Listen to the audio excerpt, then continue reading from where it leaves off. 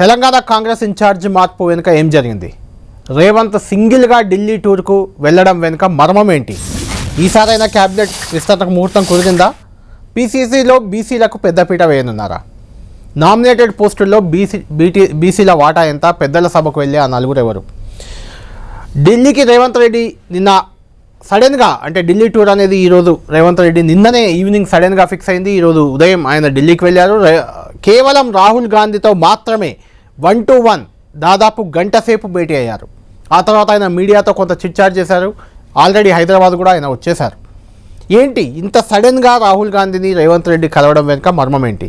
నిన్ననే తెలంగాణ కాంగ్రెస్ ఇన్ఛార్జిగా దీపాదాస్ మున్షిని మార్చి మీనాక్షి నటరాజన్ ఖరారు చేసింది కాంగ్రెస్ అధిష్టానం.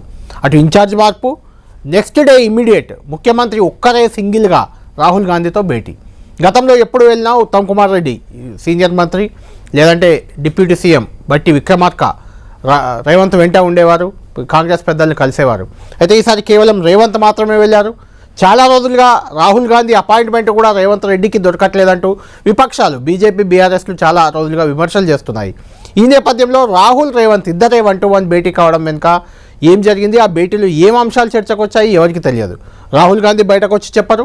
రేవంత్ రెడ్డి చిట్చాట్లో కేవలం ఎస్సీ వర్గీకరణ, బీసీ కులగణన, ముఖ్యంగా తెలంగాణ రాష్ట్రంలో కులగణన జరిగింది, దానికి సంబంధించిన అంశాలపై మాత్రమే రాహుల్ గాంధీని వివరించాను, ఆయన రాష్ట్రానికి ఒక సభలో పాల్గొనాలని ఆహ్వానించానని చెప్తున్నారు. దానికోసం కేవలం రేవంత్ రెడ్డి ఒక్కరే రాహుల్ గాంధీ దగ్గరికి వెళ్ళాలా? రాహుల్ గాంధీ పిలిస్తే రేవంత్ వెళ్ళారా? రేవంత్ అపాయింట్మెంట్ అడిగితే రాహుల్ గాంధీ ఇప్పుడు ఇచ్చారా? ఇదే ఇప్పుడు తెలంగాణ కాంగ్రెస్లో, తెలంగాణ వ్యాప్తంగా కూడా ఒక చర్చనీయాంశంగా మారింది. ఇదే అంశంపై కాంగ్రెస్లో జరిగిన ఈ మార్పులు, ఇన్ఛార్జ్ మార్పు, రేవంత్ రెడ్డి ఢిల్లీకి వెళ్ళడం, రాహుల్ గాంధీతో గంట సేపు చర్చలు జరపడం, మిగిలిన చాలా మంత్రివర్గ విస్తరణ ఏడాదిన్నరగా పెండింగ్లో ఉంది. 5 నెలలుగా పీసీసీ అధ్యక్షుడు మాత్రమే ఉన్నారు, కార్యవర్గం లేదు. నామినేటెడ్ పోస్టుల భర్తీ కూడా చాలా రోజులుగా ఇంకా పెండింగ్లో ఉంది. ఇలాంటి అంశాలు ఏమైనా రాహుల్ గాంధీతో చర్చకు వచ్చుంటాయా? అసలు రాహుల్, రేవంత్ ఇద్దరి భేటీ వెనుక కారణాలేంటి? ఇలాంటి అంశాలపై మాట్లాడదాం. మనతో పాటు జాయిన్ అవుతున్నారు ప్రముఖ రాజకీయ విశ్లేషకులు ప్రొఫెసర్ నాగేశ్వర్ గారు. నాగేశ్వర్ గారితో ఈ అంశాలపై, రాహుల్ రేవంత్ భేటీ, రేవంత్ ఢిల్లీ టూర్, దాదాపు 6 నెలల తర్వాత ఆయన రాహుల్ గాంధీని కలిశారు. పీసీసీ అధ్యక్షుడిగా మహేష్ కుమార్ గౌడ్ కాకముందు రాహుల్ గాంధీతో జరిగిన మీటింగ్లో రేవంత్ పాల్గొన్నారు. అంటే కొత్త అధ్యక్షుడిని ఎవరు చేయాలనే దానిపై రాహుల్ గాంధీ మల్లికార్జున్ ఖర్గేతో జరిగిన మీటింగ్లో ఆయన పాల్గొన్నారు. ఆ తర్వాత ఈరోజే మళ్ళీ కలవడం. దీనికి సంబంధించి మాట్లాడదాం. నాగేశ్వర్ గారు, రేవంత్ రెడ్డి నిన్న ఈవినింగ్ ఆయన్నే స్వయంగా ప్రకటించారు రేపు ఢిల్లీ వెళ్తున్నానని. అప్పటి వరకు ఎవరికి తెలియదు రేవంత్ రెడ్డి ఢిల్లీ వెళ్ళే విషయం కూడా. ఈరోజు ఢిల్లీ వెళ్ళారు, ఉదయం వెళ్ళారు, రాహుల్ గాంధీతో గంట సేపు భేటీ అయ్యారు, తర్వాత హైదరాబాద్ బయలుదేరారు. ఇంకా ఎవరిని కలవలేదు, ఎక్కడా ఆగలేదు. మధ్యలో మీడియాతో కొంత చిట్చాట్ చేశారు. కులగణనకు సంబంధించి రాహుల్కి వివరించాను, ఒక సభకు రావాలని కోరాను, ఇట్లా 2-3 అంశాలు చెప్పారు. అంతే తప్పితే మంత్రివర్గ విస్తరణ చర్చకు లేదన్నారు, నామినేటెడ్ పోస్టుల భర్తీ చర్చకు రాలేదన్నారు, 4 ఎమ్మెల్సీలు రాబోతున్నాయి, వాటికి సంబంధించి ఎలాంటి చర్చ జరగలేదని చెప్పారు క్లియర్గా. ఏంటి ఆ గంట సేపట్లో ఏం జరిగిందని మీరు అనుకుంటున్నారు? ఏం జరిగిందో మీరు అన్నట్లు, ఇంట్రొడక్షన్లో చెప్పినట్లు, రాహుల్ గాంధీ అన్న చెప్పాలి, రేవంత్ రెడ్డి అన్న చెప్పాలి. వాళ్ళు ఎవరన్నా లేకుండా సన్నిహితులతో చెప్తే మనకు తెలియాలి. అవును. కానీ ఇక వేరే వాళ్ళు ఎవరు లేరు గనక ఇంకా ఎవరున్నా కుర్చీ కింద కూర్చొని ఏమైనా చూశారా అనే ప్రశ్న వస్తుంది. ఇక్కడ మీరు అన్నట్టు ఒక సన్నిహితుడు ఉన్నారు, మరి ఆయనకి ఏమైనా చెప్తే రేపు తెలియచ్చు. ఆయన రోహిన్ రెడ్డి ఖైరతాబాద్ ఇన్ఛార్జిగా ఉంది, అంబర్పేటలో పోటీ చేసి ఓడిపోయారు, ఎమ్మెల్యే అభ్యర్థి. ఆయన మాత్రమే రేవంత్తో వెళ్ళారు. అంటే ఎవరు వెళ్ళినా కూడా లోపలైతే లేరు కదా. లేరు. ఆయన రేవంత్ రెడ్డి ఏమైనా వచ్చేటప్పుడు ఏమైనా చెప్తే, అంటే రేవంత్ రెడ్డి ఎవరికైనా, ఆయన రోహిత్ రెడ్డి ఒక్కరే కాదు, రేవంత్ రెడ్డి ఎవరితోనైనా షేర్ చేసుకునే అవకాశం ఉంటుంది. ఇక మిగతా అంతా వరల్డ్ స్పెక్యులేషన్. కానీ పాలిటిక్స్ని అర్థం చేసుకోవటానికి అనుభవంతో చూసినప్పుడు కొంత అంచనా వేయచ్చు. కులగణనతో చర్చించడానికైతే ప్రత్యేకంగా ఇంత అర్జెంటుగా ఒక్కరే వెళ్ళి ఒక చీఫ్ మినిస్టర్ సమయాన్ని ఓ డేను కేటాయించారు. వేరే మంత్రులతో కలవడమో లేకుంటే ఇంకేదైనా కలుస్తారు, లేదంటే ఆ సందర్భోచితంగా పని పెట్టుకొనైనా రాష్ట్రానికి నిధులు తెచ్చడానికి, రాష్ట్రానికి ప్రాజెక్టులు తెచ్చుకోవడానికి, రాష్ట్ర అభివృద్ధి కోసం మాట్లాడడానికి మేము వచ్చామని చెప్తారు. అవును. సో అదంగా అందువల్ల కులగణనం గురించి వెళ్ళి రాహుల్ గాంధీ కొత్తగా చెప్పుకునేది ఏముంది? కులగణనం జరిగింది, రాహుల్ గాంధీకి తెలుసు, జరుగుతున్నది తెలుసు, అన్ని తెలుసు కదా. రాహుల్ గాంధీ పార్లమెంట్లోనే మాట్లాడారు తర్వాత తెలంగాణలో జరిగిందని.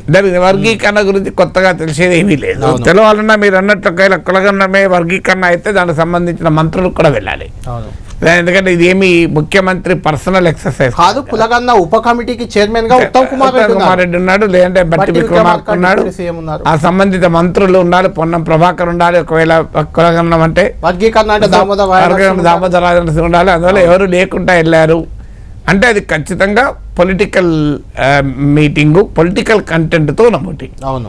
సో ఇది ఫస్ట్గా మనం అంటే ఒక్కొక్క ఫ్యాక్టోరల్ అనాలిసిస్ అంటారు సోషల్ రీసెర్చ్లో, ఒక్కొక్క ఫ్యాక్టర్ ఏమై ఉంటుంది అని మనం ఇండక్షన్ డిడక్షన్లు చేస్తే ఒకటి ఇది it should be A political, అందులో అనుమానం అయితే లేదు.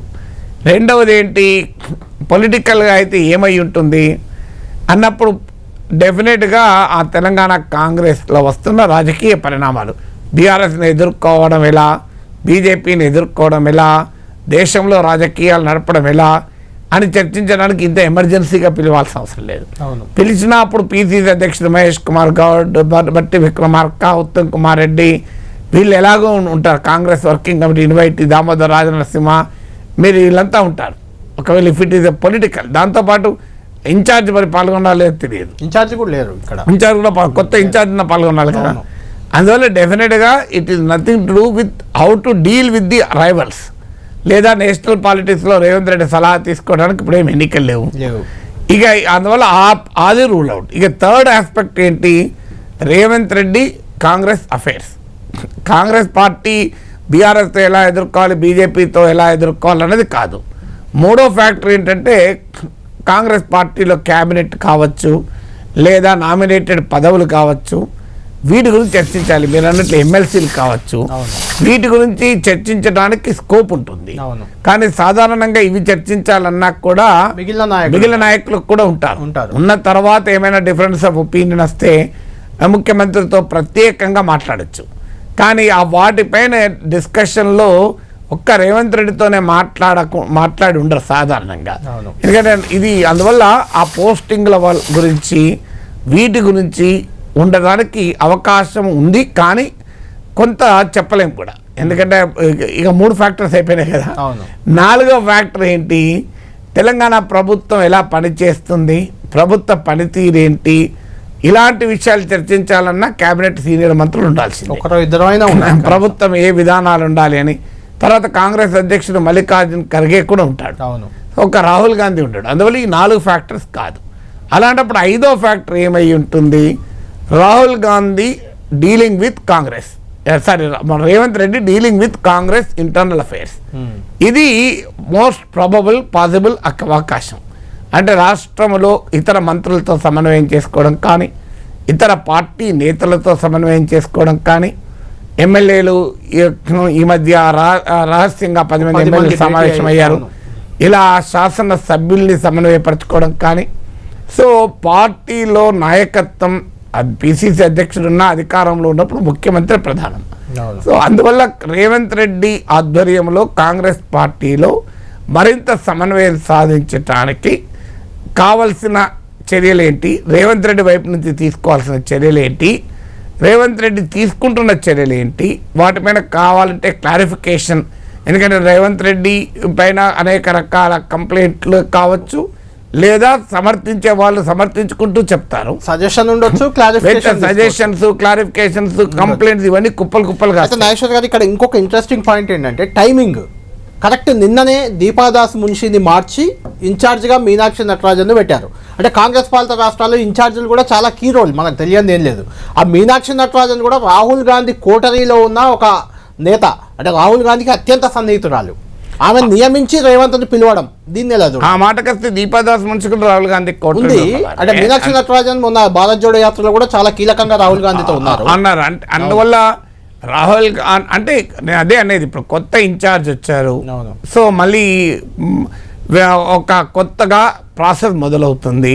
కాంగ్రెస్ పార్టీ ఒక ఓషను, కాంగ్రెస్ పార్టీలో ఎంత పవర్ఫుల్ నాయకుని పైన కంప్లైంట్ చేసేవాళ్ళు ఉంటారు, సమర్థించే వాళ్ళు ఉంటారు, సూచించే వాళ్ళు ఉంటారు, మనస్తాపాన్ని వ్యక్తం చేసే వాళ్ళు ఉంటారు, అసంతృప్తిని వ్యక్తం చేసే వాళ్ళు ఉంటారు, సలహాలు ఇచ్చేవారు ఉంటారు. ఇది కాంగ్రెస్ పార్టీ అనేది ఒక విశాలమైన సంస్థ. దీంట్లో అనేక రకాల పుల్స్ అండ్ ప్రెషర్స్ ఉంటాయి. అందువల్ల ఇవన్నీ వెళ్ళినప్పుడు అధిష్టానం వద్ద కొన్ని తేల్చుకోవాల్సి ఉంటాయి, కొన్ని చెప్పాల్సి ఉంటాయి, కొన్ని వినాల్సి ఉంటాయి. అందువల్ల ఇంటర్నల్ కాంగ్రెస్ అఫైర్స్ను సమన్వయం చేసుకోవడంలో కొత్త ఇన్ఛార్జ్ వచ్చిన నేపథ్యంలో ముఖ్యమంత్రి వ్యవహరించాల్సిన అంశాలపైన, ముఖ్యమంత్రి నిర్వహించాల్సిన వ్యవహార సరళిపైన బహుశా రాహుల్ గాంధీ మాట్లాడి ఉంటాడు. ఇది మోస్ట్ ప్రాబబుల్ పాసిబుల్ ఎక్స్ప్లెనేషన్. అంటే మెయిన్గా దీపాదాస్ మున్షికి, మంత్రులకు, ఈవెన్ ముఖ్యమంత్రికి కూడా కొంత గ్యాప్ వచ్చిందని ఒక చర్చ కూడా కొద్ది రోజులుగా జరుగుతుంది. అసలు కాంగ్రెస్ పార్టీలో గ్యాప్ లేనిది ఎవరికి? అవును, రాహుల్ గాంధీకి, మల్లికార్జున ఖర్గే కూడా గ్యాప్ ఉంటుంది. ఈవెన్ రాహుల్ గాంధీకి రేవంత్ రెడ్డికి గ్యాప్ వచ్చిందని కూడా బీజేపీ బీఆర్ఎస్ విమర్శలు, కొంత చర్చ. అంటే అలా గ్యాప్ ఏం లేదు అని రేవంత్ రెడ్డి కూడా చిట్చాట్లో చెప్పారు. రాహుల్కు నాకు గ్యాప్ ఏం లేదు, రాహుల్ గాంధీ చెప్పిందే నేను చేస్తాను అని కూడా ఆయన స్వయంగా ఆయన చెప్పిన మాట. రేవంత్ రెడ్డిని ఎవరు ఎంపిక చేశారు? రాహుల్ గాంధీ. ఖచ్చితంగా రేవంత్ రెడ్డిని పీసీసీ ప్రెసిడెంట్గా ఎవరు పెట్టారు? రాహుల్ గాంధీ. అండ్ తెలంగాణ కాంగ్రెస్లో నాయకులంతా ఏకోన్ముఖంగా, ఏకగ్రీవంగా తీర్మానం చేసి రాహుల్ గాంధీ దగ్గరికి వెళ్ళి చెప్పారా పెట్టమని? లేదు. రాహుల్ గాంధీని పీసీసీ ప్రెసిడెంట్ అన్నప్పుడు చాలామంది కత్తులు, కటారాలు, బడిసెలు, రాళ్ళు, రప్పలు, రాడ్లు అన్నీ పట్టుకొని పోయారు కదా. పోయి రేవంత్ రెడ్డిని పెట్టగానే చెప్పినా లేదా? చెప్పినా కూడా రాహుల్ గాంధీ రేవంత్ రెడ్డిని పెట్టాడు. మనందరికీ తెలిసిన స్టోరీ ఇది కదా. ఇప్పుడు రేవంత్ రెడ్డి క్యాబినెట్లో మంత్రులుగా ఉన్న వాళ్ళకు కూడా అప్పుడు ఈయన తెలుగుదేశానికి అప్పచెప్తాడు, కాంగ్రెస్ పార్టీని అమ్మేస్తాడు, కాంగ్రెస్ పార్టీలకు వెళ్ళి కొంతమంది తీసుకెళ్ళి వేరే పార్టీలోకి పోతాడు.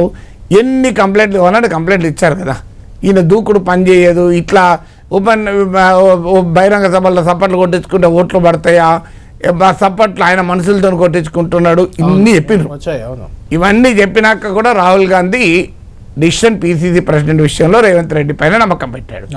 నమ్మకం పెట్టినప్పుడు ఏమన్నారు? రేవంత్ రెడ్డిని పెట్టారు కానీ ఆయనకే నిర్ణయాలు తీసుకుని అవకాశం ఇస్తారా అన్నారు. కానీ మనకు లెజిస్లేచర్ పార్టీ లీడర్కు ఎంపిక ప్రక్రియ చూస్తే క్లియర్గా రేవంత్ రెడ్డి కోరుకున్న వాళ్ళే ఎక్కువ మంది ఎమ్మెల్యేలు అయ్యారని తెలిపింది. మేము ఎమ్మెల్యేల్లో కూడా ఎక్కువ మంది రేవంత్ రెడ్డి పేరు చెప్పారని తెలిపింది. అందుకే మీరు గమనించండి, కర్ణాటకలో సిద్ధరామయ్య, శివకుమార్ అని తేల్చడానికి 1 వీక్ పట్టింది. ఇక్కడ బీజేపీలో ఢిల్లీ ముఖ్యమంత్రి ఇప్పుడు తేలే. ఎన్నికలు ఎప్పుడైనా 5వ తారీఖు అయింది. గెలిచింది రిజల్ట్ ఎప్పుడు 8, ఇవాళ ఎంత 15. ఇప్పుడు ఢిల్లీ ముఖ్యమంత్రి ఎవరు? బీజేపీ నిర్ణయించిందా? నాకు తెలిసిన నిర్ణయించలే. 1 వీక్ అయిపోయింది. మరి బీజేపీకి మెజారిటీ ఉంటే నిర్ణయించారు. కానీ సిఎల్పి నేతను ఎంతలో నిర్ణయించారు? వితిన్ అవర్స్ నిర్ణయించారు. నాకు ఇప్పటికి గుర్తు, సిఎల్పి మీటింగ్ ఎమ్మెల్యేలంతా ఎలా హోటల్లో ఉన్నారు. అంటే ఒక 2 days ఉన్నట్టున్నారు. 2 days ఉన్నారు. ఫస్ట్ రేవంత్ రెడ్డి ఇక్కడే ఉన్నాడు, ఉత్తమ్ కుమార్ రెడ్డి, బట్టి విక్రమార్క మాత్రమే ఢిల్లీ వెళ్ళారు. అప్పుడు గ్యాప్ వచ్చింది, 1 day గ్యాప్ ఉన్నప్పుడు ఎమ్మెల్యేలు ఏం చేయాలన్నప్పుడు ఏఐసిసి వాళ్ళకి ఏం సలహా ఇచ్చిందంటే, ఇందులో 70% కొత్త వాళ్ళు ఉన్నారు కనుక, సీనియర్లకు కూడా ఉపయోగపడుతుంది కనుక మీరు లెజిస్లేషన్ ఎలా శాసనసభ వ్యవహారాలు నడవాలి, పార్లమెంటరీ నడవాలని క్లాసులు పెట్టించుకోండి. అందులో నన్నే పిలిచారు. నేను కూడా కాదు, నేనే వెళ్ళాను. ఇంకెవరు చెప్పలేదు. చిన్నారెడ్డి అధ్యక్షత వహించాడు. ఆయన కాంగ్రెస్ ఈ పొలిటికల్ ఎడ్యుకేషన్ చూస్తాడు. సో అందువల్ల నేనే వెళ్ళింది. నేను 1 గంట సేపు కౌల్ అండ్ షెక్దర్ పుస్తకం పట్టుకెళ్ళి parliamentary procedures and practices, every element of procedure ఏంటో మోర్ దెన్ 1 hour మాట్లాడాను. అప్పటికి ఇంకా అనౌన్స్మెంట్ కాలే. నేను లెక్చర్ ఇచ్చే టైంకు, నేను లెక్చర్ ఇచ్చే ముందు ఒకసారి రేవంత్ రెడ్డి కలిశాను. నాకు లెక్చర్ ఇచ్చి బయటికి వచ్చాను, అనౌన్స్మెంట్ అయిపోయింది ఢిల్లీలో అన్నారు. అయితే ఇక్కడ వితిన్ 24 hours డిసిషన్ అయిపోయింది. అయితే అయిపోయిన తర్వాత అదానీ వ్యవహారం, ముఖ్యంగా అదానీ వ్యవహారంలో కాంగ్రెస్ పార్టీ జాతీయ స్థాయిలో వ్యతిరేకిస్తూ ఆయనపై వ్యతిరేకంగా ధర్నాలు చేస్తుంటే తెలంగాణలో ఆయన పెట్టుబడులకు ఆహ్వానించడం, ఆ ఇష్యూ వల్లే గ్యాప్ వచ్చింది అని ఒక చర్చ. నేను అర్థం, రాజస్థాన్లో అదానీ పెట్టుబడి లేవా? మరి రాజస్థాన్లో అశోక్ గెహ్లాట్కు రాహుల్ గాంధీ గ్యాప్ వచ్చిందా? అసలు రాహుల్ గాంధీ ఏమైనా అదానీ పైన వర్గ పోరాటం జరుపుతాడా ఆయన?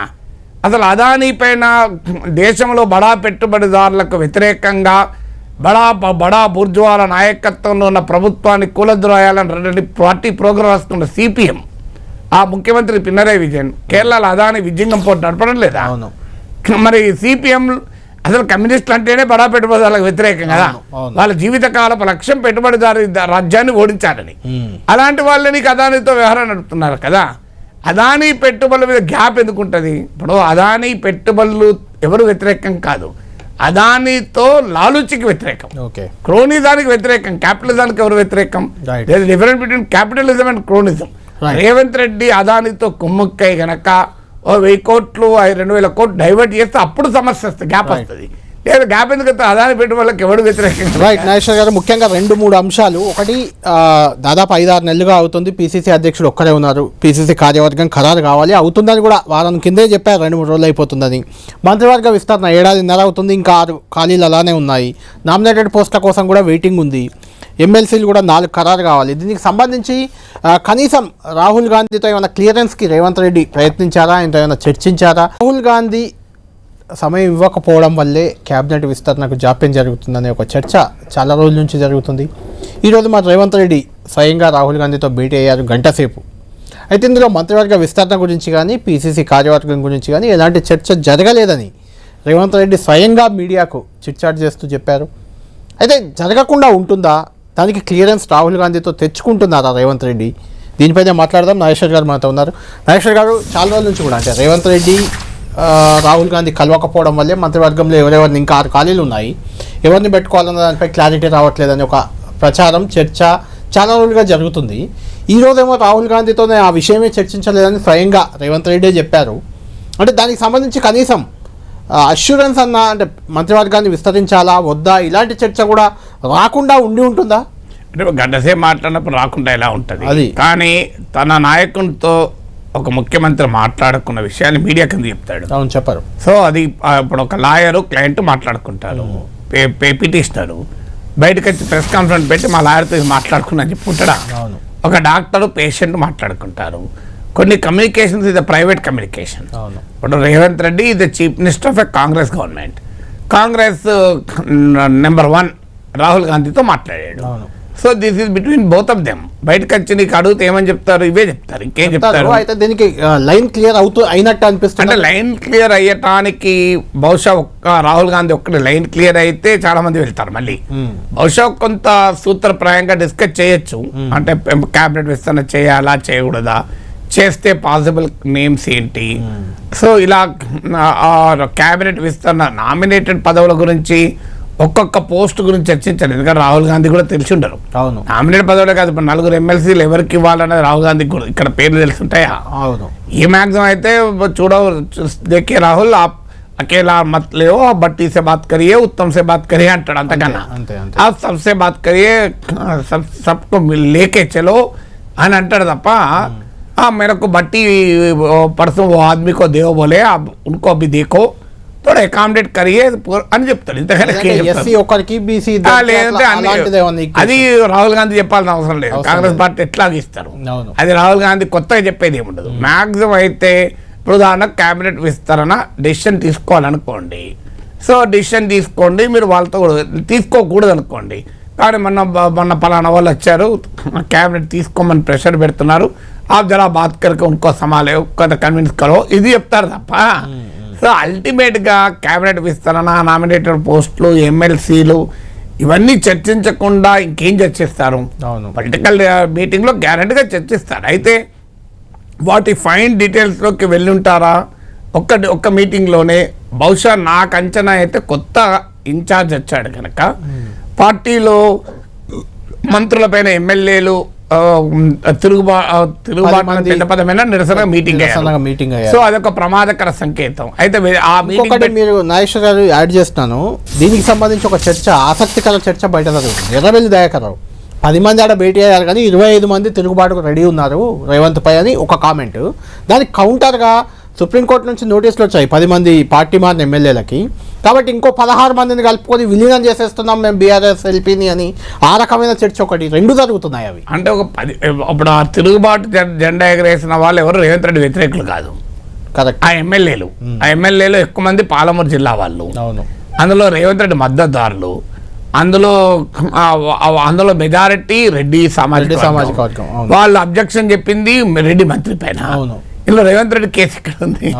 సో అది రేవంత్ రెడ్డికి అనుకూల బల ప్రదర్శన కాదు, రేవంత్ రెడ్డి వ్యతిరేక బల ప్రదర్శన కాదు. అది అందులో ఎవరన్నా బట్టి విక్రమార్క మనుషులుండి రేవంత్ రెడ్డి పైన కుట్ర పన్నారని చెప్పచ్చా? లేదా రేవంత్ రెడ్డి మద్దతుదారులంతా కూర్చొని మిగతా వాళ్ళ మీద కాదు కదా. That is basically complaint of MLAs against minister. అంతే. ఒక మంత్రి దగ్గర మా పనులు అవుతలేవు, పంచాయతీ అది, అందులో పొలిటికల్ పంచాయతీ ఏం కాదు అది. సో అది మనకు ఆ పేర్లు అక్కడికి కూర్చున్న వాళ్ళ పేర్లు చూసినా అర్థమవుతుంది, వారి నేపథ్యం చూసినా అర్థమవుతుంది కదా. అందువల్ల అది రేవంత్ రెడ్డి పైన తిరుగుబాటుకు 25 మంది ఎమ్మెల్యేలు కూర్చొని మాట్లాడేటువంటి సిచ్యువేషన్ లేదు. ఇప్పుడు తెలంగాణ కాంగ్రెస్ నాయకత్వాన్ని మార్చడానికి హైకమాండ్ సిద్ధపడుతుందా నా అనుమానమే. ఎందుకంటే ఆ ప్రయత్నం జరుగుతుంది. బీఆర్ఎస్ నుంచి ఇంకా 16 మంది ఎమ్మెల్యేలను లాక్కుంటే ఈ ఉప ఎన్నికల ప్రమాదం ఉండదు. అది ఖచ్చితంగా అయితే అది ఆ 10 మంది ఎమ్మెల్యేలు కూర్చొని చర్చిస్తారు. అది మాక్సిమం అయితే రేవంత్ రెడ్డి రాహుల్ గాంధీ చర్చించవచ్చు, పాసిబిలిటీ ఉంది. మరి 10 మంది క్యా హోతా 10 लोग हों, सुप्रीम कोर्ट ऐसा दिए तो फिर बाई इलेक्शन आए तो मुश्किल होता ना. సో और 16 लोग आते क्या వస్తారా రారా అది చర్చించే అవకాశం ఉంది, పాసిబిలిటీ ఉంది. కానీ మీకు ఈ 10 మంది ఎమ్మెల్యేలు కూర్చొని ఇంకా 15 మంది ఇప్పటికిప్పుడు 25 మంది ఎమ్మెల్యేలు తిరుగుబాటు చేసి ఏం చేస్తారు? ఇప్పుడు ఆల్టర్నేటివ్ ఉంది. ఇప్పుడు కాంగ్రెస్ హైకమాండ్ కాంగ్రెస్ హైకమాండ్ గట్టిగా లేదు, ఒకప్పటిలాగా హైకమాండ్ లేదు. 3 రాష్ట్రాలు వాళ్ళ ఉన్నాయి. 3 రాష్ట్రాలు 2024 తర్వాత వరుస పెట్టి 3 రాష్ట్రాలు ఓడిపోయారు. వరుస పెట్టి ఢిల్లీలో ఓడిపోయారు, మహారాష్ట్రలో ఓడిపోయారు, హర్యానాలో ఓడిపోయారు. Congress party graph all India లెవెల్లో తగ్గుతోంది. ఈ టైంలో ఉన్నవే 3 స్టేట్లు. మీకు హిమాచల్ ప్రదేశ్లో బహిరంగంగా తిరుగుబాటు చేశారు కదా ప్రతిభా సింగ్. సికందర్ సిక్కుకు వ్యతిరేకంగా మాజీ ముఖ్యమంత్రి వీరభద్ర సింగ్ ఫ్యామిలీ ఓపెన్ గా తిరుగుబాటు చేశారు. విక్రమాదిత్య అని మినిస్టర్ ఓపెన్ తిరుగుబాటు చేశారు. 6 కాంగ్రెస్ ఎమ్మెల్యేలు రాజ్యసభ ఎన్నికల్లో వాళ్ళ పార్టీ విప్పును ధిక్కరించి బీజేపీలో చేరారు. దానివల్ల అభిషేక్ సింగ్ మానవి అక్కడ ఓడిపోతే ఇక్కడ తెలంగాణలో గెలిపించి పంపారు. ఇదంతా జరిగినాక కూడా హిమాచల్ ప్రదేశ్ లో ముఖ్యమంత్రి మారలే కదా. అక్కడ ప్రతిభా సింగ్ చాలా పవర్ఫుల్, ఇక్కడికైనా పవర్ఫుల్. ఇక్కడ పవర్ఫుల్ ఎవరు పెద్దగా తిరుగుబాటు కూడా ఎవరు చేయట్లేదు. ఇక్కడ ఎవరు చేస్తున్నారు తిరుగుబాటు? ఇప్పుడు బట్టి విక్రమార్క, ఉత్తమ్ కుమార్ రెడ్డి ఎమ్మెల్యేల మీటింగ్లు పెట్టి రేవంత్ రెడ్డి సంగతి తెలుద్దామని ఎక్కడ చేయట్లేదు. They are adjusted. ఇది reality. Let us political reality. Political reality ఎప్పుడన్నా మారితే వాళ్ళు ప్రయత్నం చేయొచ్చు. రాజకీయాల్లో ప్రయత్నం చేయడం నేరం కాదు. సో బట్టి విక్రమార్క నాకు అవకాశం అయితే ముఖ్యమంత్రి కావాలని కోరుకుంటారు. నేరం కాదు కదా. కానీ ఇప్పటికిప్పుడు రేవంత్ రెడ్డిని మార్చేసి మేము కూర్చొని 10 కాలాల పాటు స్థిరంగా ప్రభుత్వం ఏర్పాటు చేయాలన్న ధైర్యం కాంగ్రెస్లో ఏ నాయకుడికి లేదు. ఎందుకంటే కాంగ్రెస్ ఎమ్మెల్యేలో అత్యధిక ఎమ్మెల్యేలు రేవంత్ సపోర్ట్ చేశారు. చాలా మంది ఊహించిన దానికన్నా 1 year స్టేబుల్ గా ఉంది కాంగ్రెస్ గవర్నమెంట్. సాధారణంగా కాంగ్రెస్ గవర్నమెంట్ లో ఓ మంత్రి మరో మంత్రిని రోజు విమర్శించుకోవాలి. కానీ అలాంటి ఏమి ట్రెండ్ కనబడతలేదు కదా. మీకు కాంగ్రెస్ పార్టీ ఊహించిన దానికన్నా ఎక్కువ యూనిటీలో ఉంది, రీజనబుల్లీ గ్రేటర్ యూనిటీ ఉంది. ఇప్పటికిప్పుడు బీఆర్ఎస్ నుంచో బీజేపీ నుంచో కాంగ్రెస్ ప్రభుత్వానికి ప్రమాదం ఉందా? పోనీయండి. ఇప్పుడు 25 మంది ఎమ్మెల్యేలు పోతారు. పోయి ఎక్కడికి పోవాలి? వాళ్ళు ఎక్కడికి పోతారు? బీఆర్ఎస్తో కలిస్తే ఏమైనా ప్రభుత్వం ఫామ్ అవుతుందా? బీజేపీతో కలిస్తే ఫామ్ అవుతుందా? నాగేశ్వర్ గారు ఇక్కడ నిన్న లాస్ట్ వీక్ ఏనాతో మధుయాష్కి గౌడ్ ఆయన కూడా ప్రచార కమిటీ చైర్మన్గా ఉన్నారు, చాలా కీలక నాయకుడు కూడా. కేసీ వేణుగోపాల్ మంత్రులకు స్వయంగా హెచ్చరిక చేశారు, మీరు నాయకులను కలవట్లేదు, ఎమ్మెల్యేలను కలవట్లేదు, మీకు కొంచెం కళ్ళు నెత్తికెక్కాయి, దిగిరండి అనే రకంగా కేసీ వేణుగోపాల్ మంత్రులను హెచ్చరించారని ఆయన చెప్పారు. ఈరోజు కోనప్ప ఏది బీఆర్ఎస్ నుంచి కాంగ్రెస్లో చేరిన మాజీ ఎమ్మెల్యే కోనప్ప చాలా సీనియర్ నాయకుడు, ఆయన ఒక కామెంట్ చేశారు, కాంగ్రెస్ ప్రభుత్వంలో ఏ పనులు కావట్లేవు, అసలు ఈ ప్రభుత్వం ఏం నడుస్తుందో అర్థం కావట్లేదు అనే రకంగా. అంటే ఇలాంటి అభిప్రాయాలు అక్కడక్కడ ఉన్న నేపథ్యంలో ప్రభుత్వానికి ఏమైనా దిశానిర్దేశం రాహుల్ గాంధీ చేసుకుంటారా? పాసిబిలిటీ ఉంటుంది. ఎందుకంటే ఇది కోనప్ప చెప్పలేదు 10 మంది ఎమ్మెల్యేలు కూర్చొని చర్చించింది అదే కదా. మంత్రి పైన ఇదే కాంగ్రెస్ ప్రభుత్వం పైన ఓవరాల్ గా మంత్రి పైన కూడా ఒక్క మంత్రి కాదు, 2 మంత్రులు. గండిపేట రహస్యం అదే కదా. సో గండిపేట రహస్యం అదే, సిర్పూర్ రహస్యమైన అదే. సో అందువల్ల that is an open secret. Congress ఎమ్మెల్యేలు కంప్లైంట్ ఉన్నమాట నిజం. ఎందుకంటే కాంగ్రెస్ రాజకీయాలంటే అట్లే ఉంటాయి, ఇంకో రకంగా ఉండవు. అంటే మంత్రుల పైన ఫిర్యాదులు వచ్చాయి కాబట్టి క్యాబినెట్ ఎక్స్పాన్షన్ నిజంగా జరిగితే ఎవరికైనా ఒకరిద్దరికి ఉద్వాసన పలికే అవకాశాలు, ఉద్వాసన పలుకుతారా అనేది అనుమానాస్పదమే. ఎందుకంటే ఇప్పుడున్న సిచ్యువేషన్లో ఉన్నప్పుడు ఫస్ట్ రౌండ్ లో తీసుకున్న మంత్రులందరూ కూడా వాళ్ళ ఇండివిజువల్ కెపాసిటీలో మంత్రులైన వాళ్ళే. వాళ్ళు ఎవరు రేవంత్ రెడ్డి కోరుకుంటానో రేవంత్ రెడ్డి వద్దంటానో అవడము కాకపోవడం లేదు.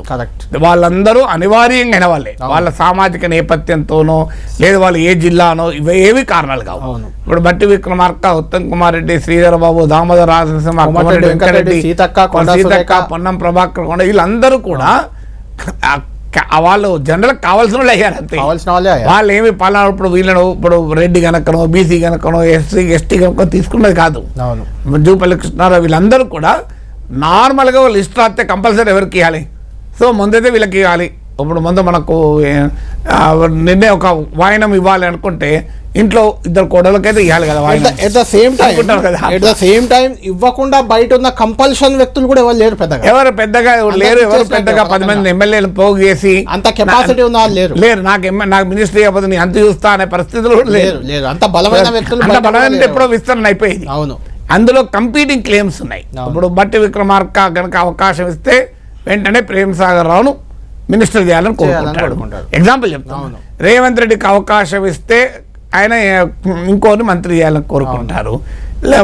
ఈ లోపల మల్లికార్జున ఖర్గే భక్తలు ఎమ్మెల్యే చేయాలని కోరుకోవచ్చు, మల్లికార్జున ఖర్గే కొడుకు. సో ఇట్లా ఒక్కొక్కరు ఎవరి రూట్లో వాళ్ళకు ఉన్నాయి కదా.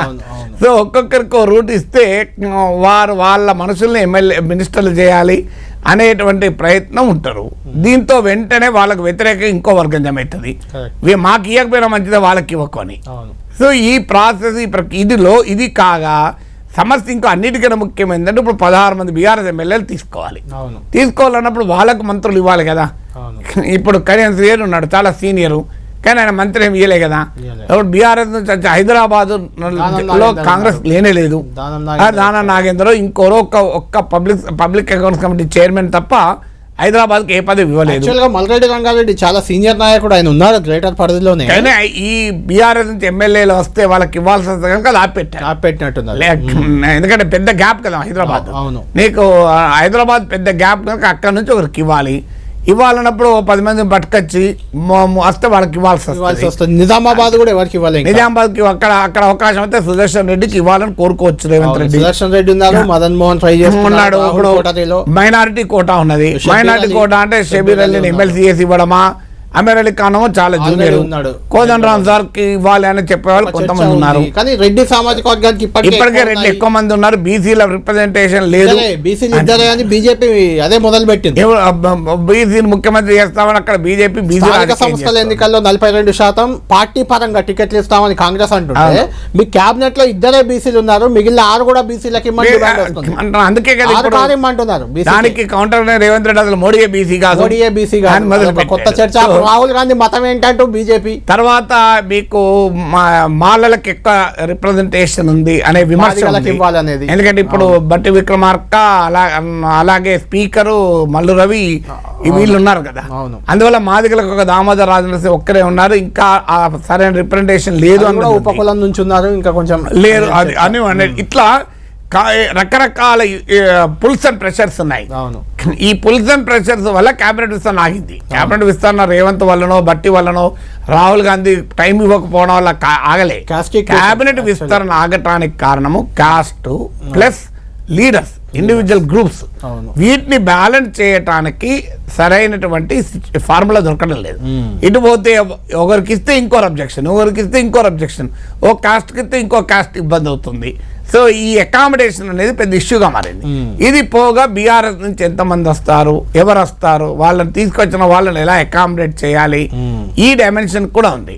ఇప్పుడు బీఆర్ఎస్ ఎమ్మెల్యేల మంత్రి పదవి ఇవ్వకపోతే ఎవరు వస్తారు? సో అందువల్ల ఆగింది. ఒక్కసారి ఇచ్చిన తర్వాత మళ్ళీ వాళ్ళని తీసేసి ఇంకొని పెట్టడం అంత మామూలు విషయం కాదు.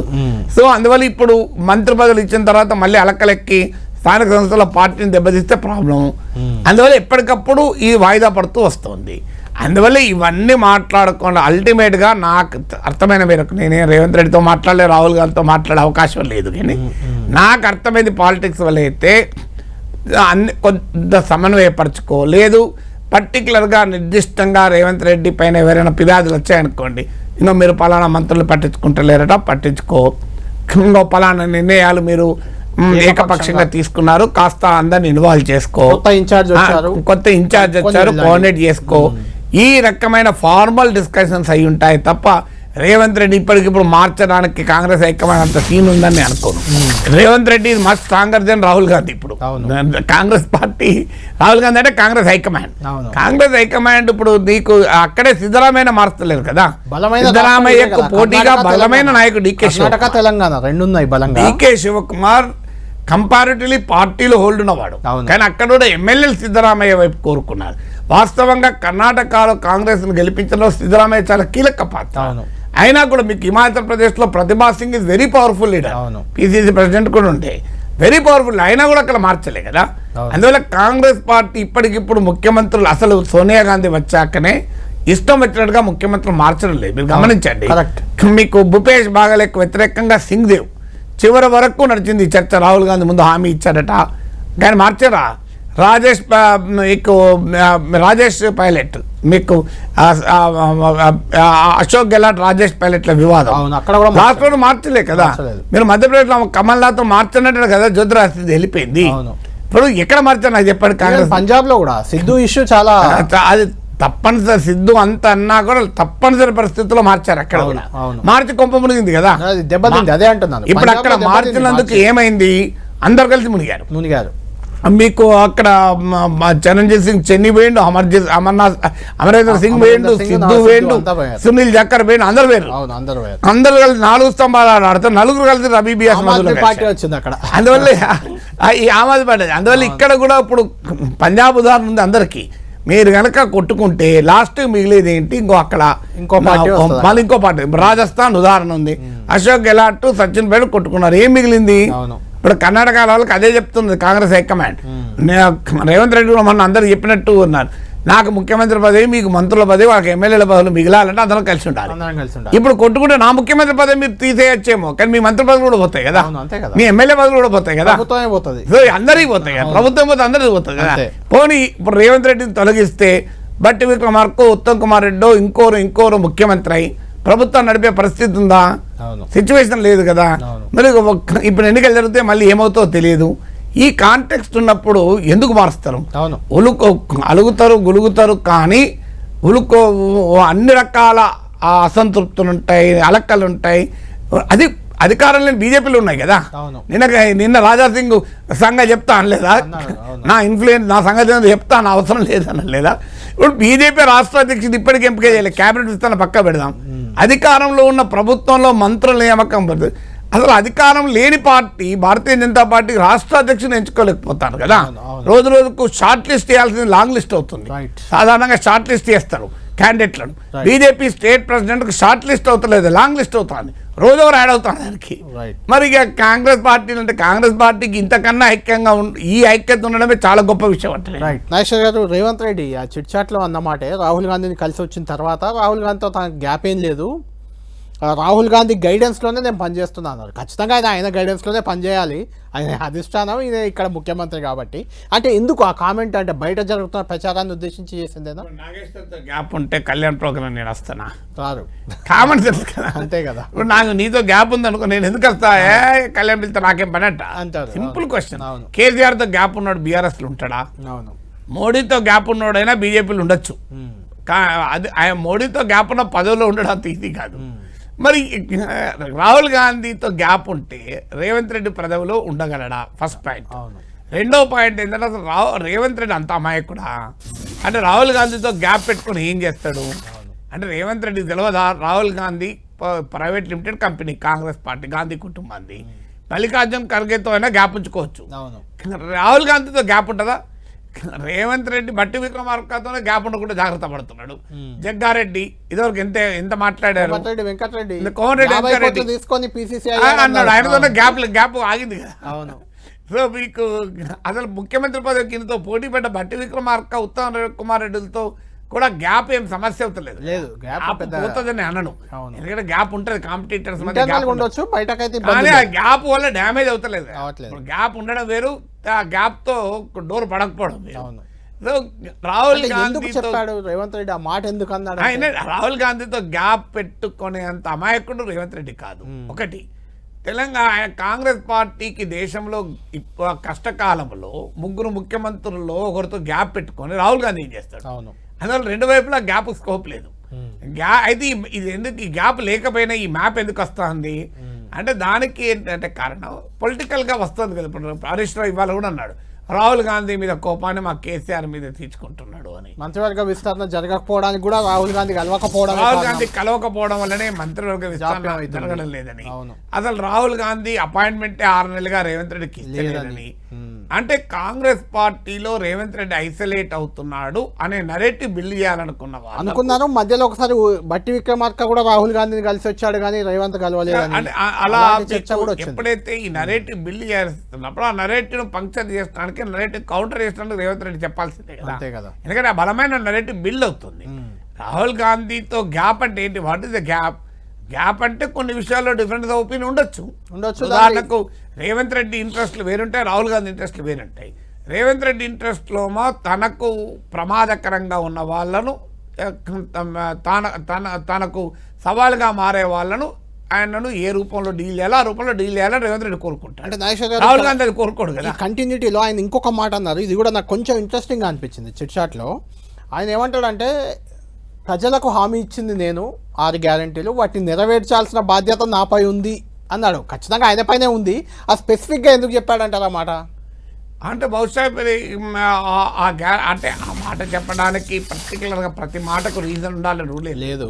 ఇప్పుడు చిట్చాట్లో కూడా వస్తాయి చాలా మాటలు. అడుగుతున్న ఏది అడిగితే ఏది చెప్పారో చెప్పలేము, ఏం చెప్తే ఏమి రాసారో చెప్పలేము. కరెక్ట్. ఎందుకంటే రికార్డెడ్ కాదు, ఫోన్లను కూడా అనుమతించలేదు, ఫోన్లు కూడా లోపలికి తీసుకోపోలేదు కనుక వీ కెనాట్ వాటిని ఏదో గాస్పెల్ ట్రూత్ లాగా భావించి మనం విశ్లేషించలేము. ప్రతి మాటకు ఏదో ఒకటి ఇన్ డెప్త్ రీజన్ ఉండాలని రూల్ లేదు. కన్వర్జేషన్ అంటేనే అది పిచ్చాపాటిగా మాట్లాడుకునేటప్పుడు కొన్ని విషయాలు రావచ్చు.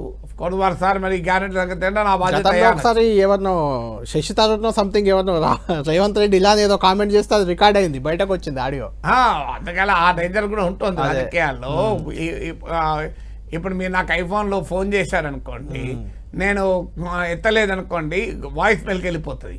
వాయిస్ మెయిల్ మీరు కట్ చేయకుండా ఆడ పక్క పడేస్తారు. జనరల్గా వాయిస్ మెయిల్ వచ్చిందంటే పక్క పడేస్తారు, కట్ అయిపోతుంది కదా ఆటోమేటిక్గా అనుకుంటాం. కానీ ఏమవుతుంది, మీరు ఈ నాగేశ్వర సార్ పెద్ద ప్రోగ్రామ్ రమ్మంటే ఓవర్ యాక్షన్ చేస్తున్నాడు, సార్ ఒక్కడే ఉన్నాడు, ఆ విశ్లేషకుడు ఇంకా వాళ్ళు లేడా మనకు అన్నారు అనుకోండి, అది రికార్డ్ అయ్యి మీకు వస్తుంది. నాకు రికార్డే నాకు వస్తుంది.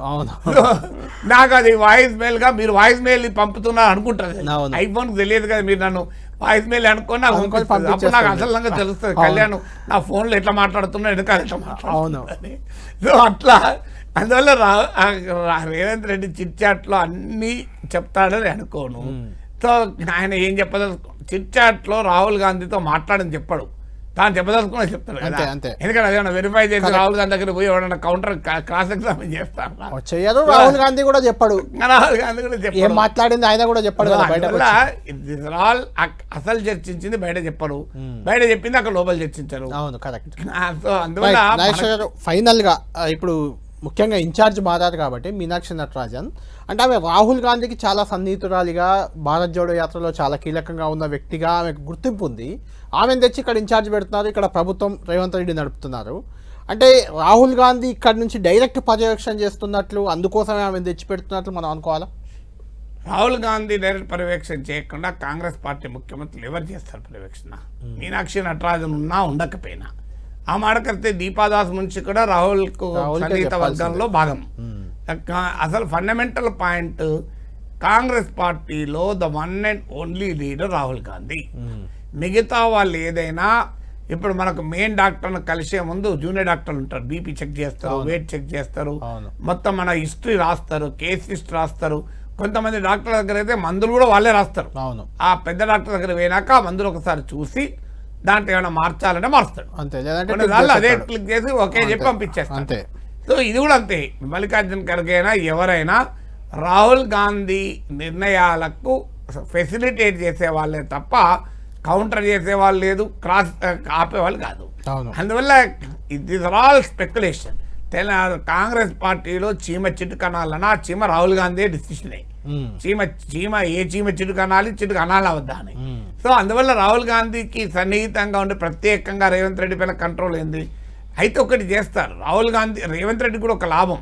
రేవంత్ రెడ్డికి అడ్వాంటేజ్ ఏంటంటే ఇప్పుడు రేవంత్ రెడ్డి చాలా సులభంగా అన్ని రాహుల్ గాంధీ నిర్ణయాలు నాదేముంది అని చెప్పి ఇక్కడ ఈ మధ్య కూడా రేవంత్ రెడ్డి అన్నాడు, మన హైకమాండ్ చెప్పే నిర్ణయాలు జరుగుతాయి తప్ప నా సొంత నిర్ణయాలు జరుగుతాయా అన్నాడు. ఇప్పుడు రేవంత్ రెడ్డి ఏదైనా నిర్ణయం తీసుకున్నా మంత్రులు ఇంకెవరు అసెంబ్లీ తెలిపితే నా చేతిలో ఏముందయ్యా, నేను రాహుల్ గాంధీ చెప్తే చేశాను అని చెప్పుకోవడానికి కూడా ఉపయోగపడుతుంది. ఆ మేరకు ఇప్పుడు మీనాక్షి నటరాజన్ రావడం వల్ల సో నా ఇంకా రాహుల్ కన్సర్న్లోనే జరుగుతుంది కదా అని రేవంత్ను ప్రశ్నించే వారు కూడా ఒక సంతృప్తి, మాకు రాహుల్ గాంధీని కొద్ది కంట్రోల్లో రాహుల్ గాంధీ రేవంత్ కంట్రోల్లో పెడుతున్నాడో వాళ్ళు చెప్పుకోవచ్చు. అందువల్ల ఉభయతారకం కదా. సో ఇటు రేవంత్ రెడ్డికి ఒక వెసులుబాటు, ఏదన్నంతా రాహుల్ గాంధీ మీద వేసేయచ్చు. నా నిర్ణయం కాదు, రాహుల్ గాంధీ నిర్ణయం. ప్రత్యర్థులకు కూడా ఒక సంతృప్తి, మేము రేవంత్ రెడ్డి పైన ఒక చెక్ పెట్టగలిగాం. సో ఆయన రేవంత్ రెడ్డి చెప్పినట్టు ఇదివరకు మీకు గుర్తుండి ఉంటుంది, అధికారం రాకముందు ఒక ఇన్ఛార్జ్ పైన ఏకంగా కంప్లైంట్లే చేశారు కాంగ్రెస్. వీళ్ళు రేవంత్ రెడ్డి మంచిగా పనిచేస్తారు మణికంఠ ఠాగూర్ పైన. ఎస్, ఆయన రేవంత్ రెడ్డి చెప్పినట్టు వింటున్నారని చెప్పి ఓపెన్ గా కామెంట్ చేశారు, కంప్లైంట్ చేశారు. అందుకే మార్చారు అనే టాక్ కూడా వచ్చింది. అందువల్ల ఆ రకంగా ఇప్పుడు కాస్త బ్యాలెన్సింగ్ చేస్తాడు. అంటే హైకమాండ్ పూర్తిగా రేవంత్ వైపే ఉంది, హైకమాండ్ మిగతా వాళ్ళని ఇగ్నోర్ చేస్తోంది. హైకమాండ్ రేవంత్ ఉన్నప్పుడు మాకేం పని? ఇప్పుడు రేవంత్ రెడ్డి పైన కోపం ఉన్న వాళ్ళు, అసంతృప్తి ఉన్న వాళ్ళకి ఏదో ఒక ఆశ ఉండాలి. ఇవాళ కాకపోతే రేపైనా మా పంతం నెగ్గుతుంది. ఆశ కల్పించడం కొరకు కూడా చేస్తారు. హైకమాండ్ మా మాట వింటది అని ఒక సంతృప్తి.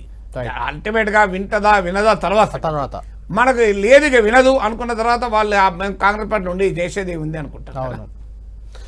నాగేశ్వర్ గారు, ఫైనల్ గా ఈరోజు రేవంత్ రెడ్డి రాహుల్ గాంధీ గంట సేపు భేటీ అయ్యారు. ఈ గంట సేపు భేటీ తర్వాత అవుట్కమ్ రేపటి నుంచి ఏమన్నా పార్టీలో కానీ ప్రభుత్వంలో కానీ ఏమన్నా కనిపించే అవకాశం ఉంటుందా మనకు? అంటే ఇది ఈవెంట్ కాదు, ఒక ప్రాసెస్. మీకు రాహుల్ గాంధీ రేవంత్ రెడ్డి కలవడం అనేది ఒక ఈవెంట్ గా మనం చూడకూడదు. చాలా రోజుల గ్యాప్ తర్వాత జరిగారు కనుక కాస్త రేవంత్ రెడ్డి ఇప్పుడు గతంలో రేవంత్ రెడ్డి పట్టించుకోకపోయినా ఒకవేళ వాళ్ళని రాహుల్ గాంధీ చెప్పాడు కనుక కొంత పట్టించుకోవచ్చు, కొంత పిలిచి మాట్లాడవచ్చు, లేదు కొన్ని నిర్ణయాల విషయంలో ఇతరుల మాట వినవచ్చు. This are all possibilities. ఎందుకంటే రాహుల్ గాంధీ కొన్ని ప్రత్యేకంగా రైజ్ చేశాడు కనుక.